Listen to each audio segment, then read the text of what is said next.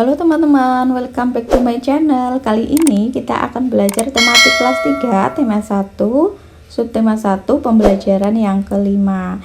Namun sebelumnya kita kenalan dulu yuk dengan Udin dan teman-temannya.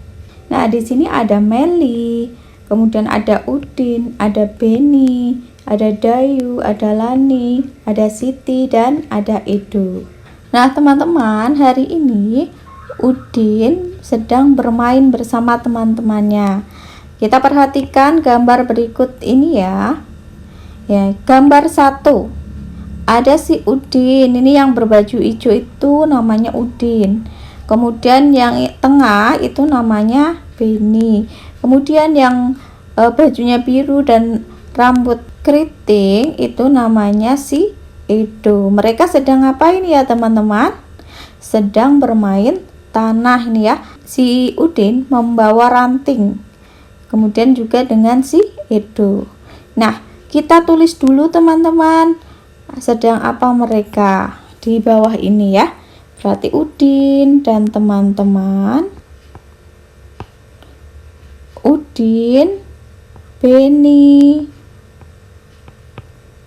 dan Edo sedang bermain tanah ya. Udin menggunakan sebuah ranting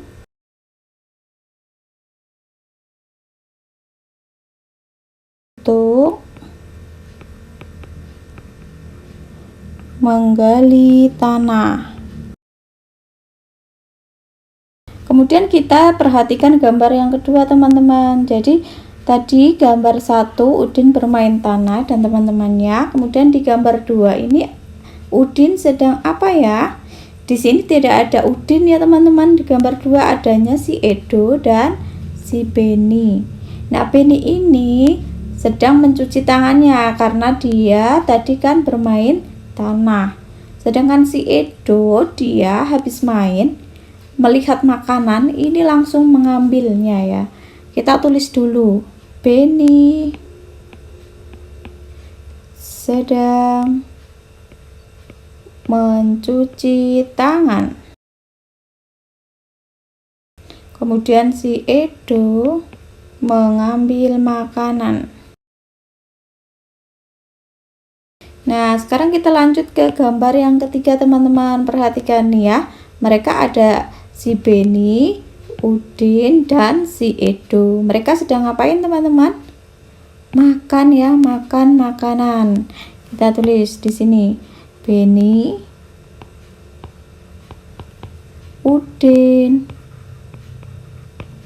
dan Edo sedang makan kue ya. Kemudian kita lanjut ke gambar yang keempat teman-teman. Kalau kita perhatikan di sini, siapa ini yang terbaring? Ini adalah si Edo. Berarti Udin dan si Beni menjenguk Edo yang sakit ya. Udin dan Beni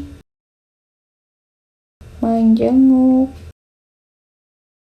Edo yang sedang sakit. Jadi tadi urutannya gambar yang pertama itu mereka bermain tanah. Kemudian gambar yang kedua si Beni mencuci tangan, Edonya tidak. Jadi setelah mereka bermain tanah, si Edo itu tidak mencuci tangan, akan tetapi langsung tadi mengambil makanan. Sedangkan si Beni itu mencuci tangan terlebih dahulu ya. Kemudian mereka sama-sama makan kue, baik Beni, Udin maupun si Edo. Nah, ternyata setelah beberapa hari kemudian si Edo itu jatuh sakit teman-teman. Nah, dijenguk sama si Udin dan si Beni. Nah, sekarang dari cerita bergambar tadi yang sudah kita buat bersama, tuliskan mengapa si Edo itu jatuh sakit. Apa penyebabnya ya? Jadi penyebabnya karena si Edo tidak mencuci tangan ya, tidak mencuci tangan. Sebelum ngapain?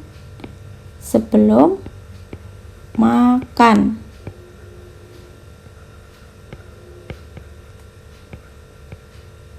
Padahal ya, tangannya kotor dengan tanah. Jadi teman-teman, dari cerita bergambar tadi dapat kita simpulkan bahwa Edo yang sakit itu karena tidak mencuci tangan sebelum makan. Ya, padahal tangannya kotor dengan tanah karena mereka habis bermain tanah. Jadi bagaimanakah aturan sebelum kita makan yang baik? Kita simak bersama-sama ya. Aturan sebelum makan. Gambar pertama, ini ada sebuah tudung saji.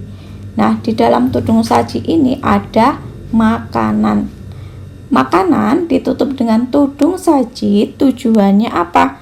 Tujuannya agar selalu bersih, tidak ada misalnya kotoran yang akan menempel, baik itu debu, kemudian lalat, seperti itu. Jadi terlindungi sehingga makanan tersebut menjadi bersih dan bebas dari kuman penyakit. Nah, gambar yang kedua, ini ada teman Udin, namanya Siti. Siti sedang mencuci tangan. Kemudian gambar yang ketiga, Siti sedang berdoa ini ya sebelum makan. Nah, kita baca bersama-sama. Salah satu ciri makhluk hidup adalah tumbuh. Untuk bertumbuh, makhluk hidup perlu makanan dan air. Makanan yang baik untuk pertumbuhan adalah makanan yang bersih dan sehat. Salah satu cara menjaga makanan agar tetap bersih adalah dengan menutup makanan. Tadi dengan menggunakan tudung saji. Hal ini perlu dilakukan agar makanan tidak dihinggapi lalat atau hewan lainnya. Makanan dapat menjadi tempat lalat bertelur yang menyebabkan makanan menjadi kotor.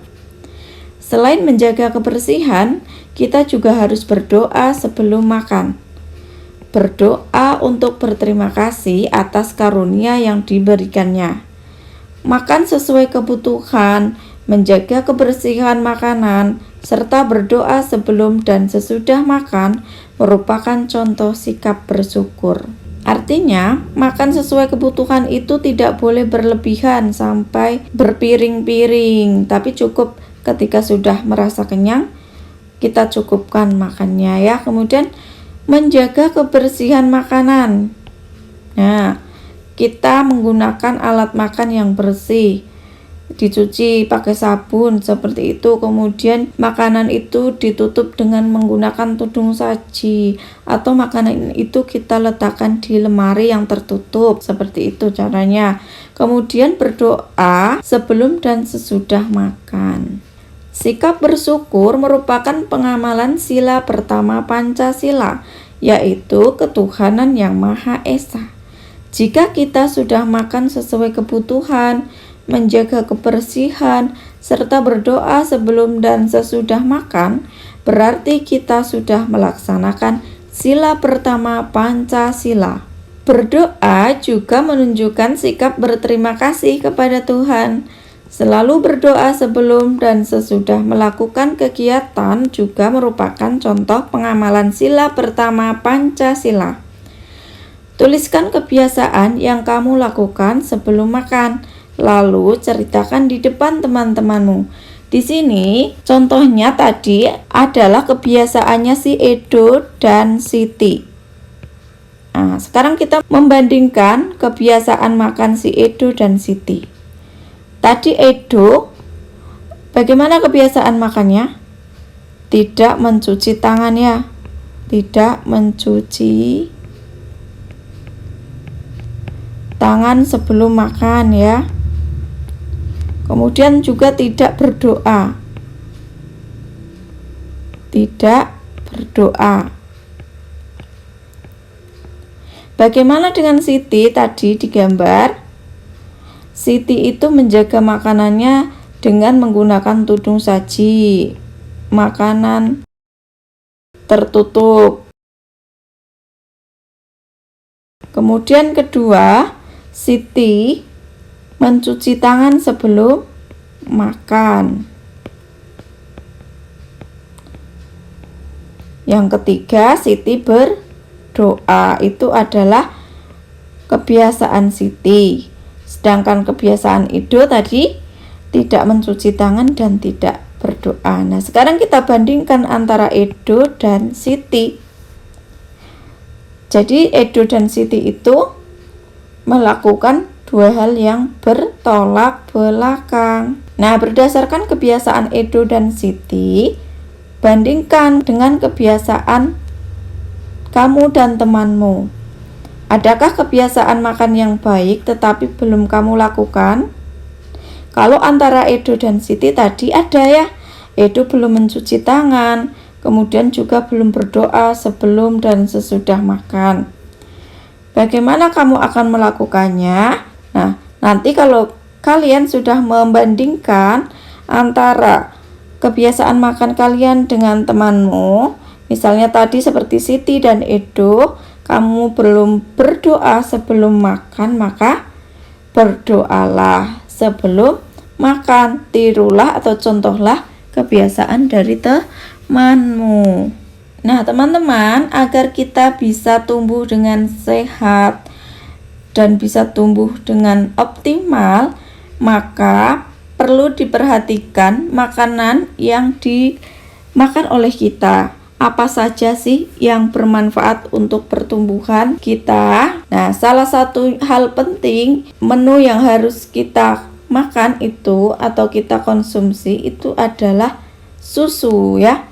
Susu itu sebagai sumber kalsium untuk pertumbuhan gigi dan tulang kita. Nah, dari mana kita bisa mendapatkan susu? Nah, jadi kita mendapatkan susu yang kita konsumsi atau kita minum sehari-hari itu dari peternakan sapi, teman-teman. Di sini ya ada banyak sekali sapi. Kemudian sapi itu diperah susunya, menghasilkan yang namanya susu sapi. Apakah itu kemudian sudah langsung digunakan? Tidak ya. Setelah diperah ini dibawa kemana? Ke pabrik. Nah, di pabrik itu diolah sehingga kita bisa menikmati langsung. Ada yang berupa susu bubuk, ada berupa susu cair seperti itu. Ada rasa coklat, rasa stroberi, rasa vanila, madu. Nah, itu semuanya diproses oleh si pabrik. Kemudian setelah jadi, nah ini ya, berbagai macam susu itu baru dijual. Nah, ini ada susu UHT, susu bubuk. Setelah jadi ini merupakan produk dari pabrik, dijual ke masyarakat. Salah satunya adalah kita. Kita baca dulu teksnya. Susu sapi adalah salah satu contoh makanan yang sangat baik untuk kesehatan. Beberapa perusahaan memproduksi susu sapi dalam bentuk kemasan kotak siap saji agar mudah dikonsumsi. Berikut ini adalah jumlah susu kemasan kotak yang dapat dihasilkan oleh beberapa perusahaan. Jadi ada banyak perusahaan yang menghasilkan susu kemasan ya. Di sini ada perusahaan A menghasilkan 1.200 kotak per bulan. Kemudian perusahaan B menghasilkan 3.000 kotak per bulan. Perusahaan C menghasilkan 4.800 kotak per bulan. Kemudian perusahaan D menghasilkan 3.250 kotak per bulan. Dan perusahaan E menghasilkan 2.200 kotak per bulan. Nah, berdasarkan daftar tersebut, selesaikan beberapa persoalan berikut ini.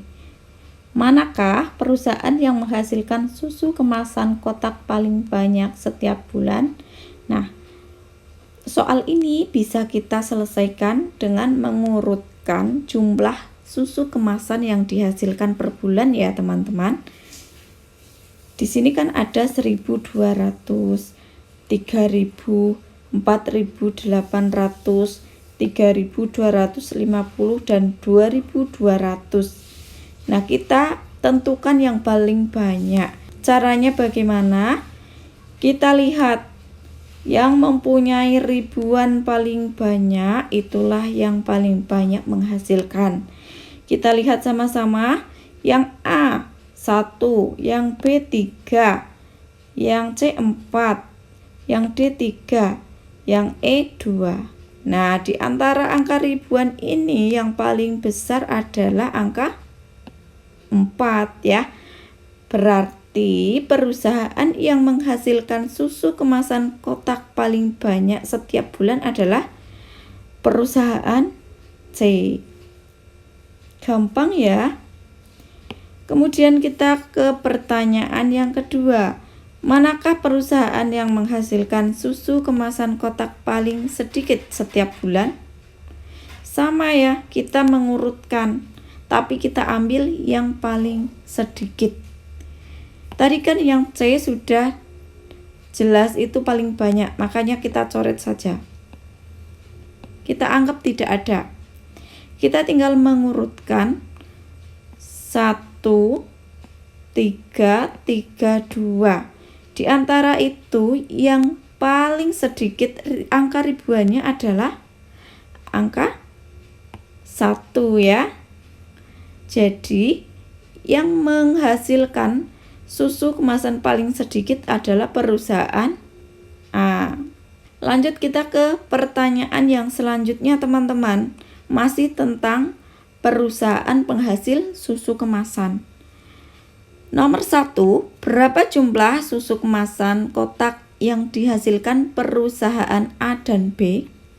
Yang ditanyakan adalah jumlah antara A dan B.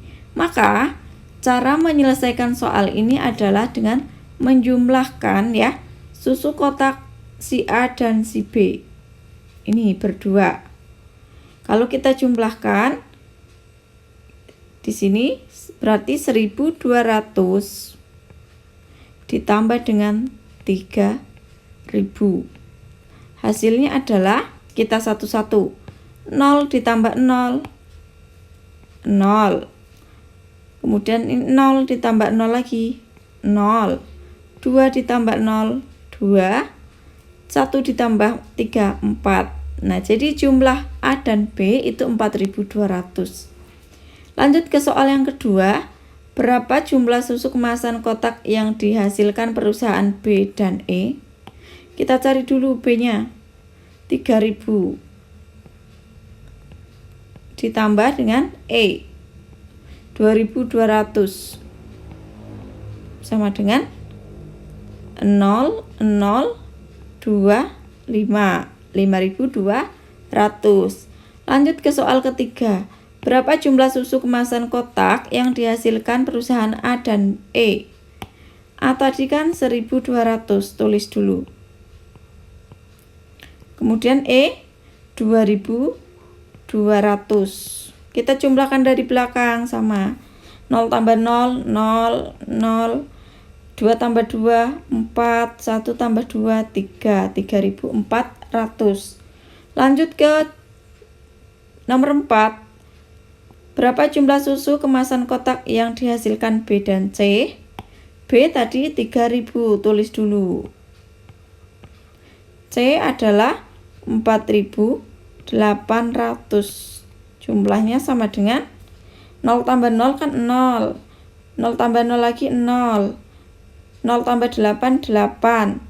3 tambah 4, 7. 7.800. Kita ke soal yang kelima atau terakhir. Berapa jumlah susu kemasan kotak yang dihasilkan perusahaan A dan C? A itu kan 1.200. Sedangkan C 4.800. Sama dengan 0 tambah 0, 0. 0 tambah 0, 0. 2 tambah 8, 10. Tulisnya 0, nyimpen 1. Ya, 1 ditambah 5, 6. Jadi 6.000. Demikian dulu ya teman-teman pembahasan kali ini, semoga bermanfaat. Jangan lupa klik like, share, and subscribe. Terima kasih.